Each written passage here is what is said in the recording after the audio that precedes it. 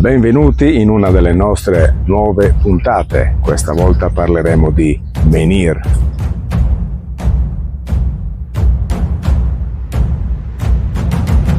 Menhir, dal bretone men e ir, pietra lunga, ma dai sardi conosciuti come pedra fittasa.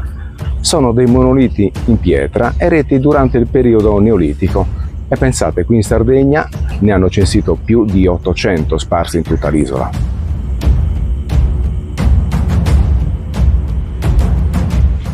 Il materiale usato per la realizzazione di tali manufatti era solito trovarsi nella stessa area di edificazione, anche se in alcuni casi la pietra utilizzata proveniva da aree distanti. Potevano essere in granito, in basalto, trachite e in calcare. Si trovano eretti in gruppi o singolarmente e con dimensioni che possono variare enormemente, e con forme che si distinguono in aniconici, rotantropomorfi e antropomorfi quelli più conosciuti, mentre molti, visto le intemperie del tempo e le modifiche dovute dall'uomo, sono da dichiararsi indeterminabili.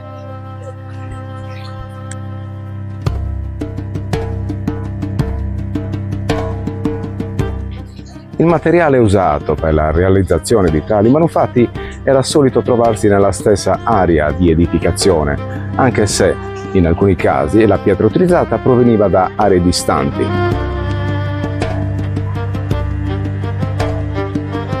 Si differenziano da altri, oltre che per forma e altezze, anche per l'esecuzione di alcuni particolari che l'artigiano ha voluto mettere in evidenza. Parliamo delle coppelle.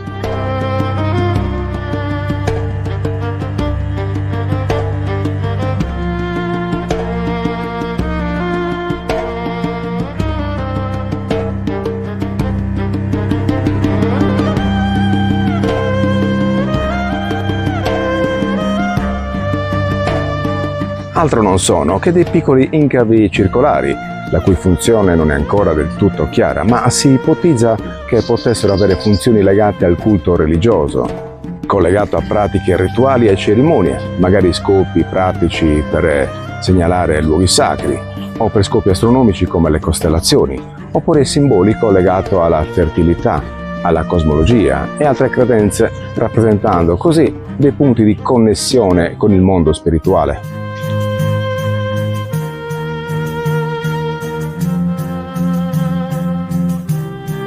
Ma veniamo al vostro territorio. Esistono parecchie pedras sparsi qui nei Sulcis. Esempi si ergono tra i comuni di Sant'Antioco e Villa Peruccio e vengono associati al periodo della cultura di Ozieri, 3200-2800 anni a.C., per il fatto che frammenti ceramici come questi sono stati rinvenuti ai loro cospetti, anche se in realtà non conosciamo la vera data di inizio e fine di tale usanza.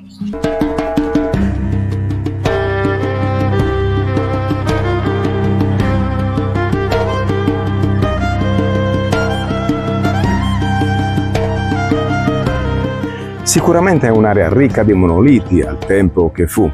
Vecchie testimonianze raccontavano che molti blocchi appartenenti ad antiche strutture venissero smontati e riutilizzati come fondo stradale per poter realizzare l'istmo che unisce l'area di Santa Caterina con l'isola di Sant'Antioco. È qui che dopo millenni gli unici superstiti si ergono in tutto il loro splendore. Parliamo di Suvara e Samongia.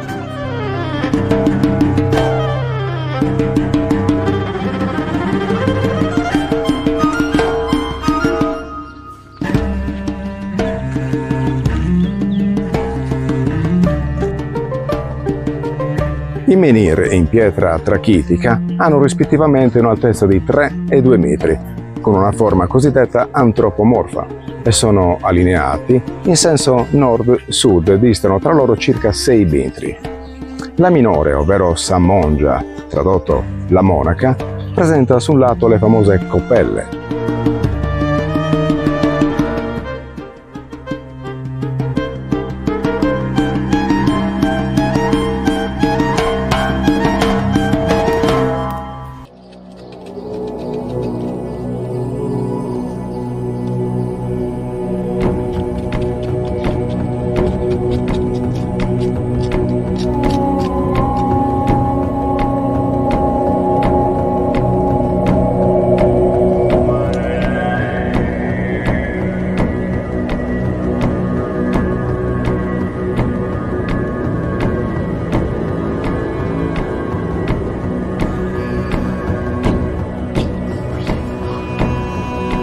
La leggenda popolare, che anche mio padre da piticheddu, bambino, mi raccontò, narrava di questa relazione d'amore proibita tra un prete e una monaca, che, colpevoli di un amore illecito, vennero raggiunti dall'ira divina e pietrificati.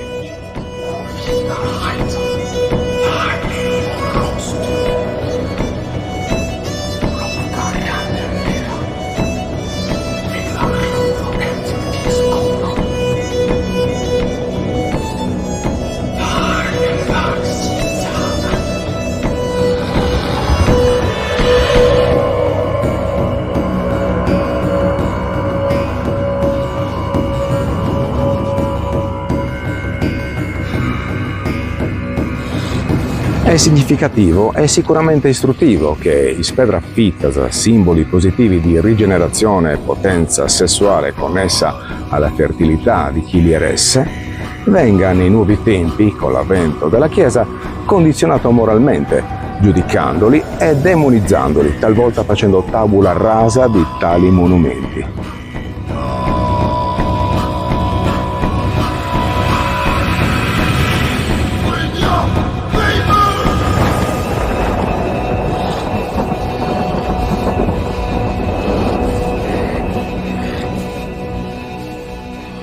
Il territorio di Villa Peruccio conta almeno 15 menhiri variamente dislocati, oltre a numerose testimonianze della presenza dell'uomo nel Neolitico, tra cui la bellissima necropoli ad Domo de Gianas di Montessu, ora patrimonio dell'UNESCO.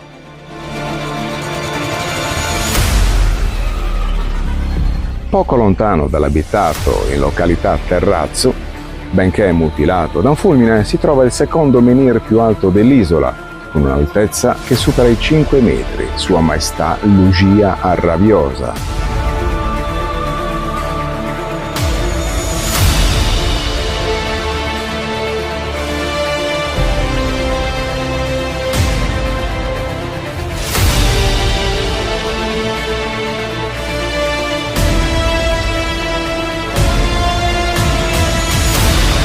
Il grande menhir presenta la faccia principale piana, rivolta a sud-est, e quella opposta semiconvessa con spigoli arrotondati, rientrando così nelle forme denominate proto-antropomorfe.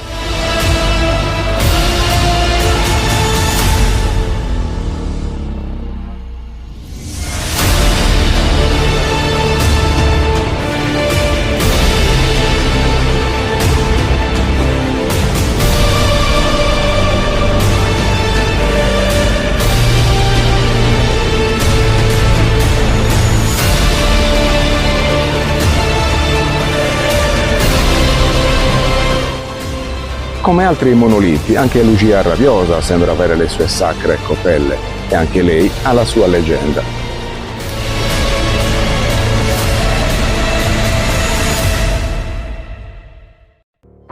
La gigantessa Lugia, che aveva il compito di portare l'enorme monolite a Sant'Antioco per costruire un ponte che collegasse l'isola alla terraferma, al suo arrivo vide che il ponte fu già stato edificato, quindi infuriata scagliò il masso a terra. Tante le leggende che circondano il mito di Lugia Arrabiosa in Sardegna, e ogni territorio ha la sua.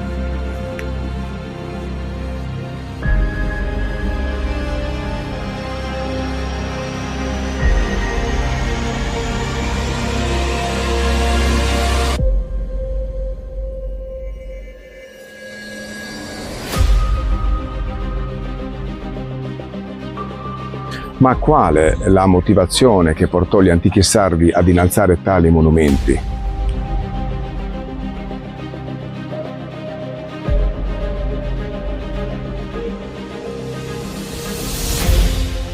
I menhir sono spesso interpretati come simboli fallici legati alla fertilità della terra e della comunità. Si pensa che fossero usati come delimitatori di aree sacre, legati dunque al culto degli antenati, forse lapidi che custodivano le spoglie di antichi eroi divinizzati.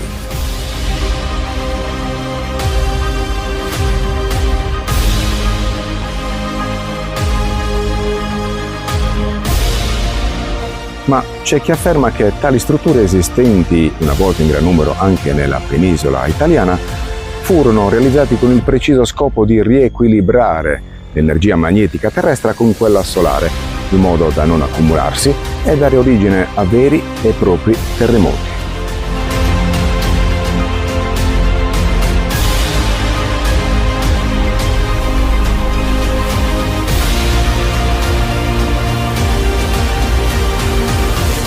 Certo, sì, è vero.